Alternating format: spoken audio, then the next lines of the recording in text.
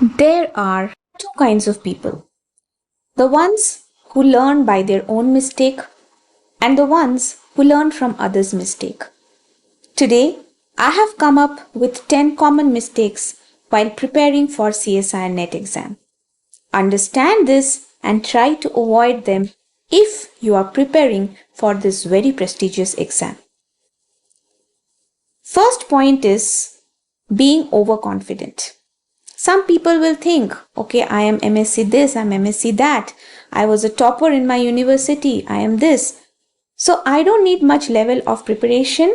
With a little bit of study, I can clear this exam. Okay, confidence is good, but don't underestimate this exam. Because master's level preparation and CSIR NET preparation are two very different things. Master's level, you had opted for essay type questions. Even if you have some superficial study, that will still help you clear the exam or pass the exam. But for CSIR, it's a national level research based exam.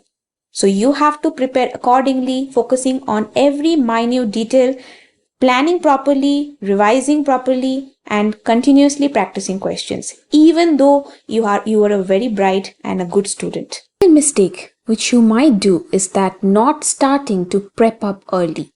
This is extremely important if you want to clear your CSIR NET exam as soon as possible, because it's going to kickstart your career ahead, and that's why you should start planning ahead. Well, you can start as early when you enter your master's degree, whether you're in your first year or in your second year, so that right and soon after you clear your MSc exam, you can revise a little bit whatever you have prepared throughout the 2 years of masters and immediately try to take 1 or 2 attempts for the CSIR NET exam so that you can clear with flying colors. Third thing is studying gross CSIR syllabus rather than identifying important topics. Okay, so how do you prepare an exam in general? Pick up the syllabus and start your preparation. That's what is the ideology is for most students. But that's a wrong way. No, you first need to see which topics I need to focus on. And that will be, you can take guidance from any proper trainers or some mentors, or else you can also get an idea from the previous year question papers as well, know the pattern and what type of questions are asked from it, because it is going to take a lot of time if you are preparing the entire syllabus, and moreover you are going to get utterly confused, and that too some students will jump random topic row other topic. But there are some topics which should be studied together. For example, the signaling pathways and developmental biology. So they need to be studied together. You will get an idea. The unit 13 techniques, for them unit 1 knowledge is required. So study them together, you will get a good idea. So these are the guidances which you actually require, and no one will tell you if you are just a beginner. So take a guidance from a proper source. That's what I mentioned, not asking for help when needed. There are many topics in CSIR syllabus which will be out of your league if you are just a MSc pass out. Because frankly speaking, the MSc syllabus is very restricted, and it is, even though it is covering many topics, but the detailed topics, they will not be even mentioned in the syllabus. But the questions will come in CSIR exam, right? And underestimating the required depth of preparation. The attention to detail is the key thing for CSIR preparation. You have to write down, you have to write the key points, the information, the minutest details, the gene names, what functions they have, what will happen if they are mutated, what are the steps one after the other, what reagents or what chemicals are required for a particular technique.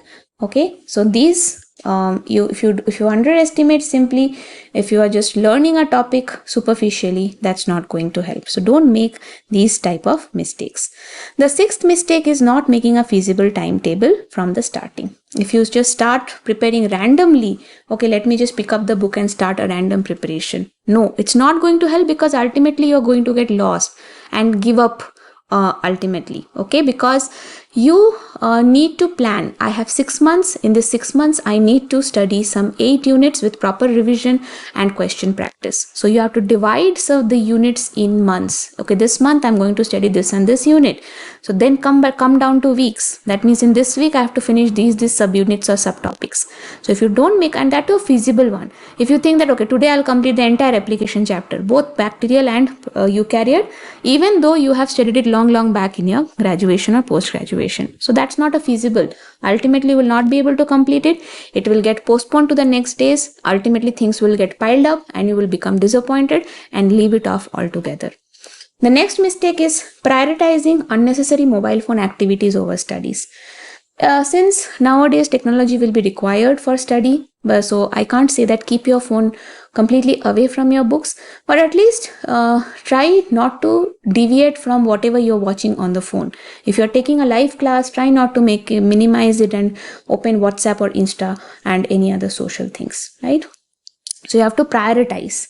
Avoiding practice and revision. Yes, many students, they will study, but they will not revise. So what happens if you are studying a particular genetic topic today, and again you are studying it next month, some other topic you're studying? So that is breaking the continuum for first of all, and second of all, just one time studying, again next month you have to prepare from scratch, because by this time you would have already forgotten.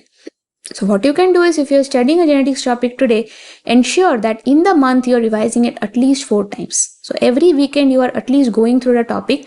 So it will keep coming back to you. Okay, even if you have a certain connection with the topic, it will keep coming back to you. The next mistake is not solving enough questions and last year papers, because the questions are giving you a confidence, and it will also make you realize that actually if you have studied the topic or not, because you will feel that you have completed the topic. But when you go to solve the question, you will be surprised. Believe me, you'll be surprised that I studied this, I'm not able to answer. Why? Maybe you have to go back and study the topic 2-3 times, and then you will be able to answer.